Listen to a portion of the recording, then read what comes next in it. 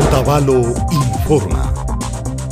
Casa de la Juventud ukupi ñami kallarirka punllan hatun yachajuykuna patsak yali yachajukunami wambrakuna kuitzakuna uchillakuna kaypi yachaju takikunata tushiykunata shuyukunata shinallata kilkaykunatapash y ashtawankunatapash. El gobierno municipal de Otavalo abre la Escuela Municipal de las Artes con la finalidad de desarrollar esas capacidades, aprovechar el potencial que tienen nuestros jóvenes otavaleños y otavaleñas, de tal manera que podamos recuperar parte de lo que ha sido nuestro legado cultural en las expresiones artísticas, música, danza, teatro, expresión literaria y otros ámbitos, en los cuales pues prácticamente contamos con instructores otavaleños jóvenes. Kaya chahuikunaka rurarinajume lunes punyamanda sábado punyakama maijanguna kaykunapi yaykunapa munashpaka shutita kuita ushanallami kapangichi kay jefatura de desarrollo social ukupi mana kashpaka Casa de la Juventud ukupipash kikin yaykunkapa munashpaka ripaylla mana kulkikunata mañana junju.